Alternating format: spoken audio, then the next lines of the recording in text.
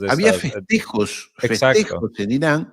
No hubo ningún festejo en Israel. En Israel era un Hasta ahora velorio. no hay. Claro, hasta ahora en Israel están un poco en estado de shock sobre esto, ¿no? El día de ayer, esta publicación Haaretz, a la que cito de manera regular, pone un artículo que tiene varias entrevistas con personas con científicos, con analistas, investigadores de las diferentes universidades, que dicen nunca nos habían golpeado de esta manera. Las pérdidas que tenemos son en cierto punto incalculables, ¿no? Porque lo que destruyen el Instituto Weizmann, bombardean la Universidad Ben Gurion, bombardean la Universidad de Tel Aviv, centros de investigación, donde todos estos lugares son donde desarrollan su programa nuclear Israel, donde desarrollan sus armas, sus defensas aéreas también.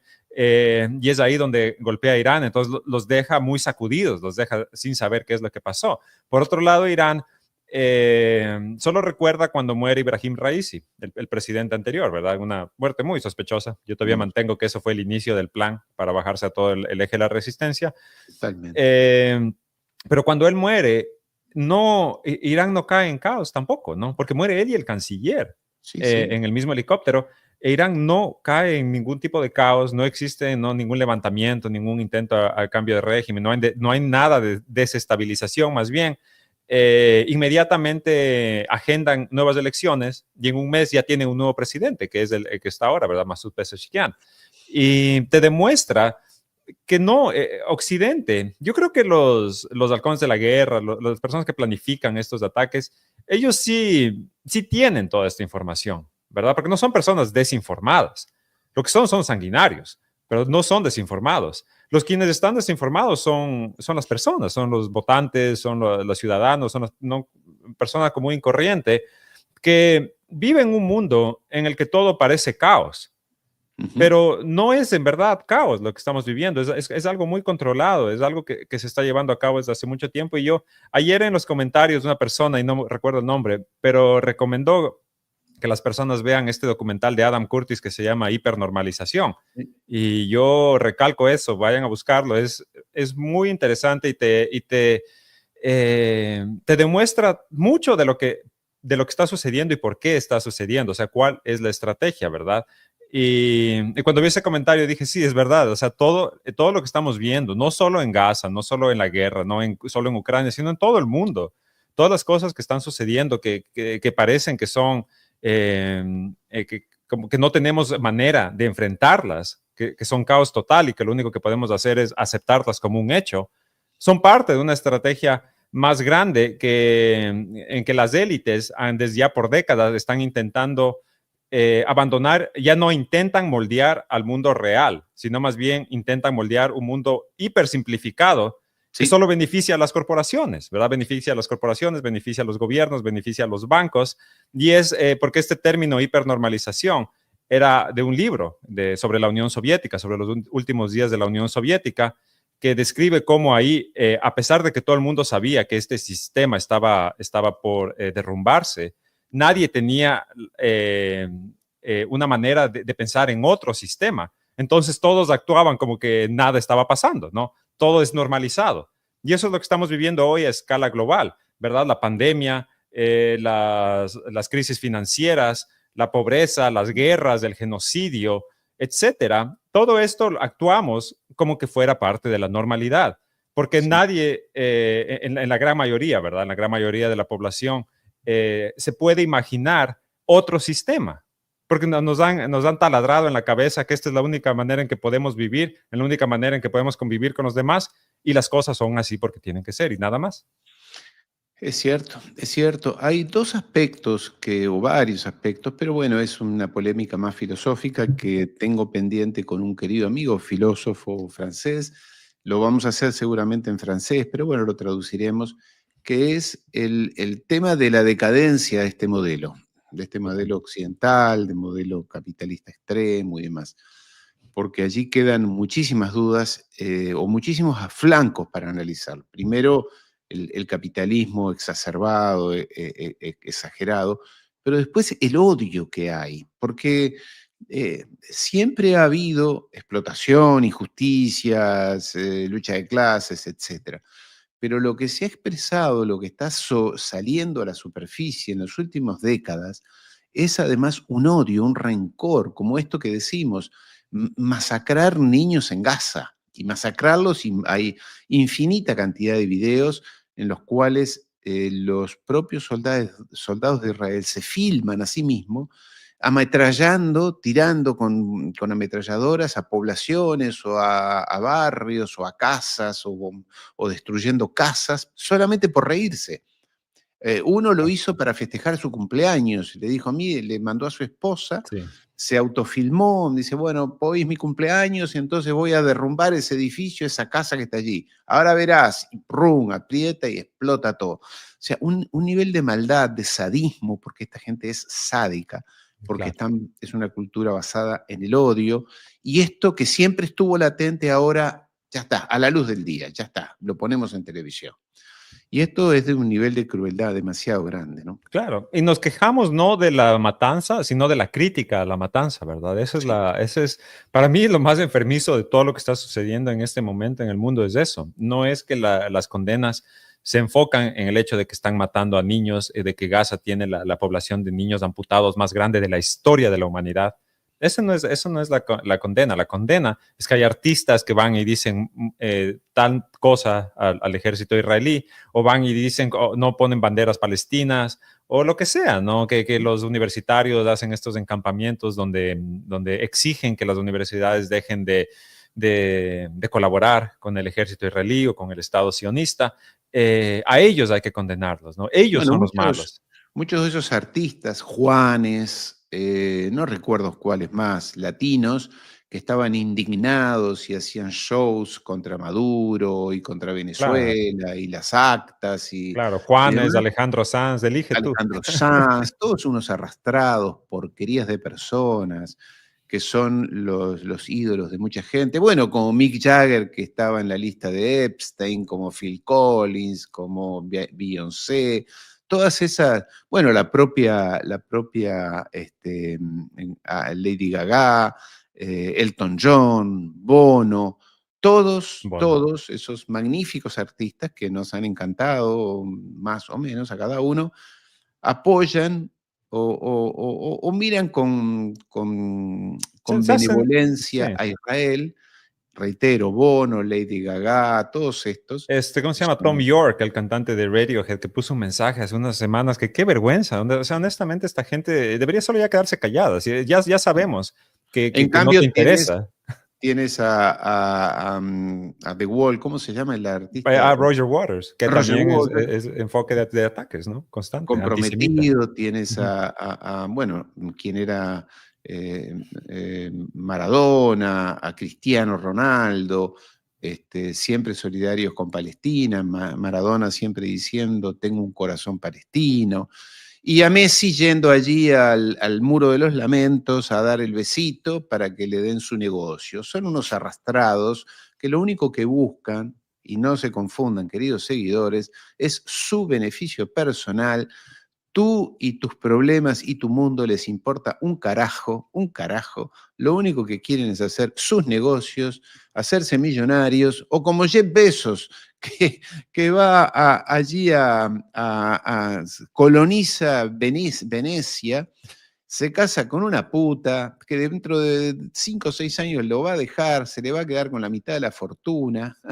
La cara que tiene esa chica es una delincuente, se ve que es un gato arrastrado, y sin embargo se da el lujo de Jeff Bezos, el dueño de Amazon, de sitiar la ciudad de Venecia para hacer la boda más magnífico con un gato asesino, como se dice en Argentina cuando son prostitutas, esas mujeres que tienen estos tipos.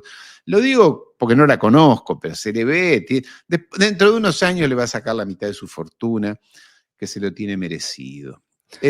Claro, es vergonzoso todo esto lo que estamos Todo viendo, ¿no? De arriba vergonzoso, abajo. todo vergonzoso y indiferentes. No puede ser que lo que uno mira por televisión, yo no digo que, bueno, tienen sus intereses, que no digo que condenen, ojalá lo hicieran como Roger Waters o Eric Cantona en Francia, el gran jugador de fútbol, y muchos otros que Ujú. defienden la causa palestina a muerte, pero estos son unos, no sé, Lady Gaga.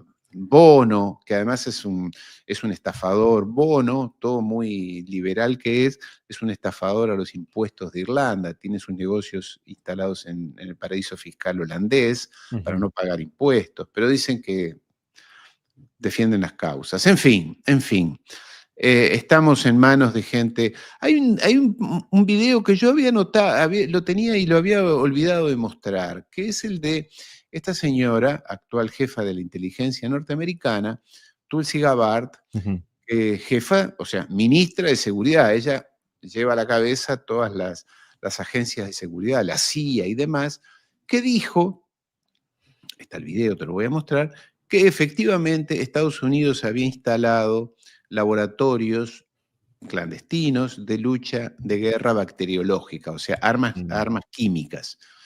Y acá está. The undeniable facts. There are 25 to 30 Entre U.S.-funded 25 y 30 biolabs in laboratorios en Ukraine. Ucrania, According to the U.S. government, que these fueron biolabs are instalados por conducting el gobierno de research los on Estados dangerous Unidos pathogens. para hacer Ukraine investigaciones is in an peligrosas active war zone with utilizadas widespread como bomba bombing, bacteriológica. artillery, and shelling, and these facilities, even in the best of circumstances, could easily be compromised and release these deadly pathogens. Para esparcir patógenos, pero Claro, de armas químicas. De armas químicas, pero esto es una barbaridad. En realidad, esto es más grave, no son armas químicas, son armas bacteriológicas. O sea, son armas que producen enfermedades como la viruela, etcétera, etcétera, y otras, el ébola. O sea, desarrollan en laboratorios gérmenes, virus, bacterias, que después las arrojan sobre las poblaciones civiles para provocar enfermedades graves y mortandades y epidemias. Y lo dice esto fue antes de ser nominada jefa de la inteligencia de los Estados Unidos. Claro, esto era cuando todavía podía decir su opinión, sin que nadie le diga qué decir. Y lo dice, y bueno, y ahora pasó. Eso es una barbaridad. Estamos ante... Mira, y vamos a seguir con los temas, estoy a veces sorprendido con los velos, con las caretas que se les han caído a toda esta gente. Hay opiniones en el New York Times que a mí me dejan, New York Times, el Washington Post, o algunas publicaciones norteamericanas, que me dejan estupefacto. Las cosas que dicen, las barbaridades, las verdades que cuentan. Y el mundo sigue como está.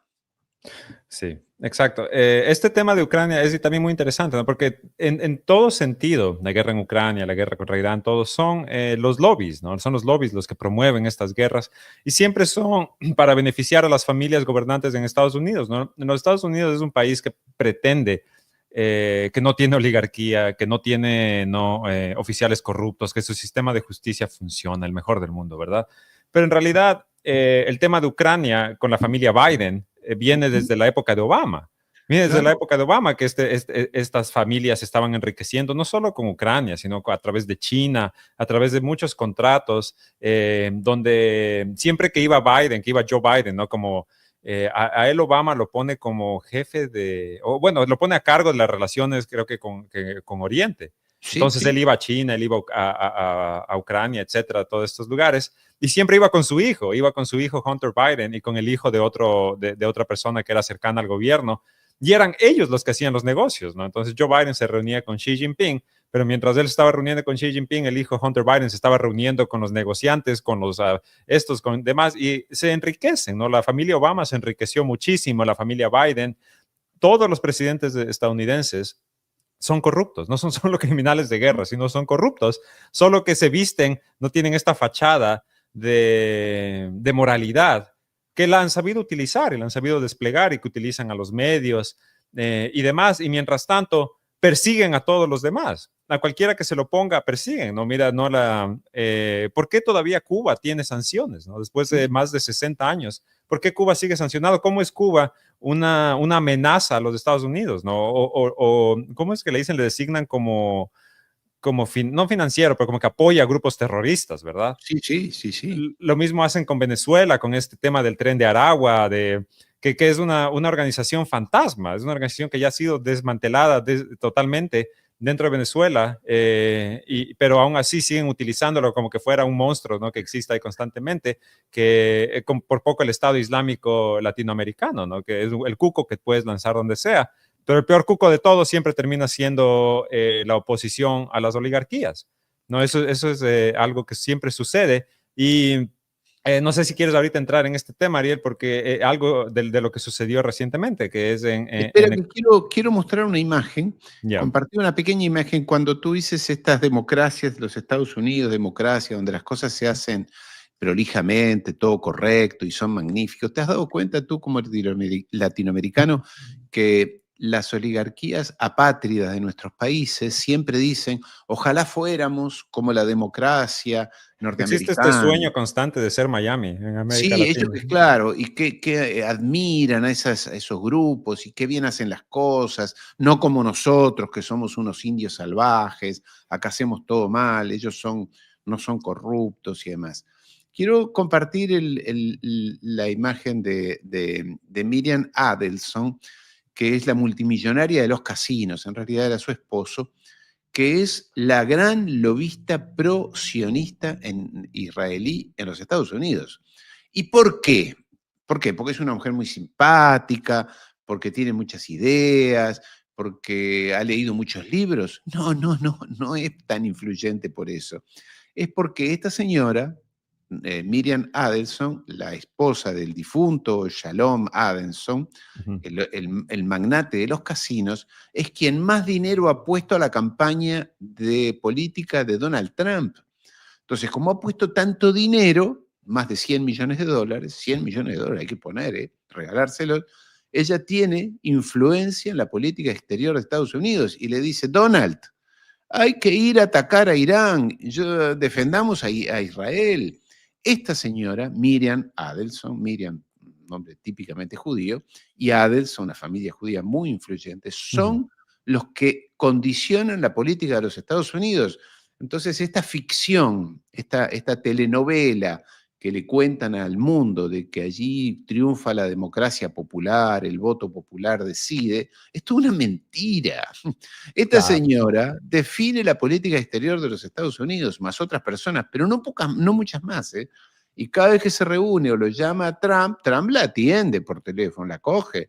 A ver, sí, Miriam, No, tienes que ir a bombardear Irán porque mis amigos Netanyahu, este es el vínculo directo con Netanyahu. Soy muy cercana a Netanyahu, sí, Miriam Adelson. Al partido Likud, a lo peor del judaísmo mundial. Entonces, ficción de la democracia. Pero ellos dicen, somos la democracia. Claro, y exportan democracia, ¿verdad? Exportan democracia a través de sus bombas, a través de los escuadrones de la muerte, a través de las sanciones, del lawfare, que todas estas son formas de guerra, ¿no? La guerra es multifacética. La guerra desde los últimos 20 años, desde el 2001, o tal vez, ¿no? Habrá quien diga desde antes, tiene diferentes formas. Ya no es solo, ¿no? Que van aviones y van tanques y van soldados, sino tienen la guerra económica, ¿verdad? Las sanciones que en los últimos 20 años los Estados Unidos ha incrementado de manera brutal su uso de sanciones unilaterales contra países soberanos, a los cuales les dicen, ¿no? Enemigos o auspiciantes del terrorismo. También es la guerra mediática. Estamos viendo en este momento con Gaza, ¿no? Aquí lo discutimos todos los días, la deshonestidad de los grandes medios. Está la guerra tecnológica también, ¿no? Ahora tenemos la inteligencia artificial y esto va a traer unos dolores de cabeza muy grandes en los siguientes años. Y la guerra judicial, que es lo que más se ha utilizado en América Latina para silenciar a cualquier voz, para silenciar, para perseguir, ¿no? Lo vimos con Cristina Kirchner, ahora hay el intento de golpe contra Petro, Lula, que fue a la cárcel por segunda vez en su vida, a los casi 70 años, me parece, ¿no? La proscripción de Rafael Correa en Ecuador. Y ahí quisiera topar este tema, lo que sucedió ayer en Ecuador también, que es la nueva condena contra el ex vicepresidente Jorge Glass, que lo acaban de condenar. Y esto, mira, todo este preámbulo es porque en verdad todo está conectado. Todo lo que estamos viendo en este momento tiene un hilo de conectividad. Y ahí vuelve, ¿no? El tema de Adam Curtis y la hipernormalización, porque a Jorge Glass lo condenan por 13 años de cárcel por uso excesivo de fondos públicos. Uso excesivo de fondos públicos y por un impulso. Aquí dice, ¿no? Dice que Glass no suscribió contratos, pero se evidencia su impulso para priorizar obras que no atendían una emergencia. Se refieren a un terremoto que hubo en el 2016. Aparte, este es un caso de que ya tiene casi 10 años de lo que no se supone que él tuvo el impulso de excederse en el gasto público. O sea, no lo están acusando de haber robado dinero porque no tienen pruebas de que robó dinero. No lo están acusando de nada de eso. Lo están acusando de hacer obras, de construir cosas, de construir un parque, de construir una carretera. Porque según la Fiscalía del Ecuador, esas son obras de excedentes, esas son obras que no se tienen que construir. Que no estaban previstos en la ley de presupuesto. Bueno, pero a Dilma Rousseff en Brasil la bajaron por algo por el estilo. Nunca la acusaron de ser corrupta, de haber robado dinero, sino que del presupuesto nacional había partidas presupuestarias que las asignaba a otras actividades legales. Es decir, claro. En vez de desarrollar ayudas para la producción agropecuaria, la ponía para hacer carreteras o rutas y demás. Y eso está mal. Es cierto, claro. hay legislación. Lo cuentan como actividad criminal, o sea, claro, lo sentencian. La mayoría de la gente cree que en realidad robó dinero, pero no robó dinero. No existen pruebas de que robó dinero, ni siquiera porque él ya ha pasado 7 años en cárcel. Ex vicepresidente del Ecuador el último año, después porque no te olvides que a Jorge Glass lo secuestran de la Embajada de México. Sí. Ecuador en este momento no tiene relaciones diplomáticas con México porque Daniel Noboa hace algo que no hicieron los nazis, algo que no hizo Pinochet, ni Videla, ninguna de las dictaduras del Cono Sur, y es meterse en una embajada, maltratar a empleados diplomáticos y secuestrar a un asilado político, porque Jorge Glass en ese momento ya era un asilado político. Él en este momento es, por toda su definición, un preso político del gobierno de Ecuador de Daniel Noboa. Y lo secuestran y desde ese entonces él está en la prisión de máxima seguridad de Ecuador, la que se le llama La Roca, con cabecillas de bandas, mientras que otros cabecillas de bandas, mientras que otros criminales que han matado, que han masacrado, que sí han robado, o no están tras las rejas, ¿no? Porque Ecuador en este momento es uno de los países donde más se lava dinero. No existe ningún control para el lavado de dinero. La institución que se supone que tiene que controlar el lavado de dinero tiene apenas como 12 empleados, ha sido desmantelada en su totalidad. Pero ninguna de estas personas o está en la cárcel o están en cárceles de menos seguridad. Pero a él, ex vicepresidente, que nunca le han encontrado un centavo de dinero mal habido, lo tienen en la de máxima seguridad. Es una ficha política, ¿no? Él era vicepresidente de Correa, ¿verdad? Él era vicepresidente de Correa, después vicepresidente de Lenín Moreno, y es ahí donde empieza este martirio. Mira, en Ecuador, es bien interesante el tema de Ecuador. Tú seguramente has escuchado de Eloy Alfaro, ¿verdad? De uno de nuestros próceres que es reconocido hoy en día como el mejor ecuatoriano de la historia. Hoy en día, Eloy Alfaro es el mejor ecuatoriano de la historia.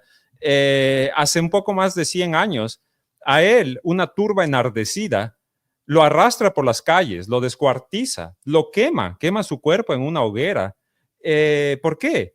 Porque la oligarquía, la iglesia y los medios de comunicación, obviamente, se oponían a sus políticas de secularización, tenían miedo de que regrese al poder, querían preservar el status quo económico y social, tenían miedo que él apoyaba a las clases populares y tenía un enfoque a la movilidad social. O sea, si tú le restas 100 años, el tema es el mismo. El tema es el mismo. Y aquí yo no estoy comparando a Jorge Glass con Eloy Alfaro, pero sí estoy comparando a la turba enardecida que lo arrastra, lo descuartiza, lo mutila y lo quema, con la turba que en este momento aplaude que a un ex vicepresidente al que no le encuentran un centavo de dinero mal habido, lo tienen metido en una cárcel de máxima seguridad, es un tipo que ha sobrevivido motines, intentos de asesinato. Acuérdate que hace unos años, Ariel, cuando la situación en Ecuador en este momento es más que crítica, pero cuando empieza en verdad a degradarse, es con el tema de las masacres carcelarias, cuando en las cárceles empiezan a matarse entre los reos por los cientos. O sea, en algún momento en América Latina la peor masacre carcelaria era la de Carandirú, ¿verdad? En Brasil. Las de Ecuador la eclipsaron con creces, en verdad, o sea, duplicando los números de muertos. Y Jorge Glass sobrevive a estas también, ¿no? Él se rompe la cadera resbalándose en un charco de sangre. Él recuenta ver, ¿no? Cómo jugaban los reos, jugaban fútbol con las cabezas de otros reos, que de eso hay videos, o sea,